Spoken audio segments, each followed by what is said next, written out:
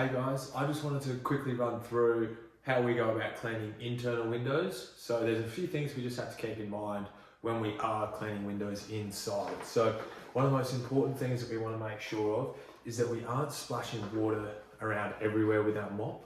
So when we go to wet our mop in our bucket, we simply wet it, turn it over, wet it again, and then we just want to get rid of all that water, all the excess water, and put it straight back into the bucket. We don't want to be throwing around a really wet mop because then we'll just have moisture all over the floor, and clients aren't usually super stoked on that. So as you can see, there's still plenty of water on the mop.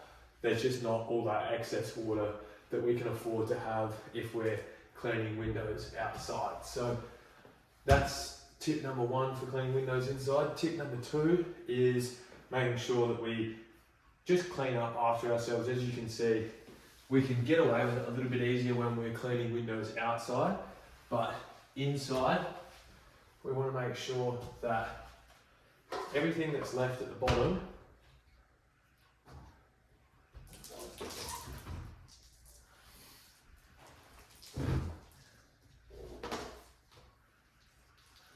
gets.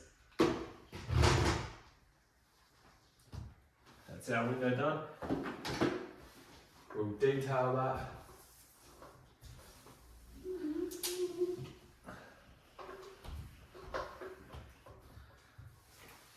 And then we want to grab our wet rag and just make sure that we mop up all that's left over here. So when the client comes back, they have no idea that the windows have been cleaned, as there's no real residue left on the ground. So that's two real key tips to when we're cleaning windows inside. We'll move upstairs where there's some carpet and we'll get stuck into that up there. Hey guys, we're going to be cleaning these internal windows. As you can see, we've got carpet on the floor, which means there's a few other things that we have to keep in mind when we're cleaning. So we obviously want to keep as little water on the carpets as possible, which, as I spoke about in the previous video, we want to make sure we have as little water as possible on our mop before we start cleaning the windows. And the other thing about the carpet as well is with your bucket, make sure we put our bucket either on a towel, or we find the bathroom which has tiles, or in this case there's the balcony here. So we just want to put our bucket outside so there's no big circular wet stain on the carpet when the client comes and has a look. So we'll start off by chucking our bucket outside, get a little bit of water on our mop, and then we can pretty well go about cleaning the window. So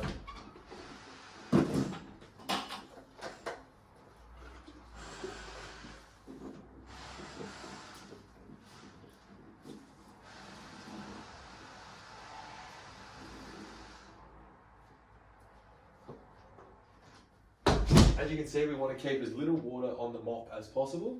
Another thing about cleaning internal windows is we have to deal with blinds and screens. So they're really simple. We just want to make sure we don't get water on the blinds. Sometimes you'll have roller blinds where the blind actually comes along the top of the window. And in my personal experience, I have once before gone up and cleaned a whole house of windows and not realizing I've put my mop right up to the top of the window and it was getting the blind wet while I was cleaning. So I got a phone call the day after and the client said, I've put my blinds down and every blind has got, it was about that far up the blind, there was a big brown streak of dirty water. So I had to replace those blinds. That was an expensive little experiment, but this is really key, just to make sure we just keep a real keen eye on things going around. We can't be as, go get them as we are outside. So as little water as possible, buckets outside, we're wary that the blinds are here, and we pretty well just go about cleaning.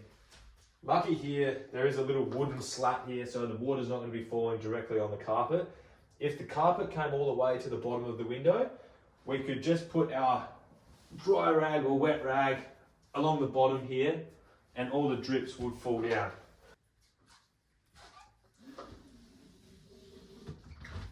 Never mind. as you can see, we keep as little, we just don't want to be splashing water all over the carpet when it comes to cleaning windows inside. So that's about it for how we clean windows indoors. A few things to keep in mind. Obviously, keep your mop as dry as possible. Keep your bucket either outside or on some tiles or a hardwood floor, so keep it off the carpet where possible. And if we do have carpet, make sure we put a little bit of protection down so we're not dripping the dirty water straight onto the carpets. Here is a really good example behind me about a window that we would call inaccessible. So as you can see, the client has their desk in front of the window, they've got their computer, they might have some really important files on their desk. So we just touch base with the client and let them know that the window behind the desk in our eyes is inaccessible, as we don't want to be putting water where we might damage your computer or get water on files that don't want to be damaged. So it's really important that we just communicate this with the client. They're obviously going to be more than understanding about not getting a window clean like this. If the best we can really do in a situation like this is come along with our dry rag and clean the bottom sill, clean off the ledge, and make it look pretty. But until we have full access at the window, we just don't want to mess around with computers and files that might be damaged in the process. So the word that we use for windows like this is inaccessible.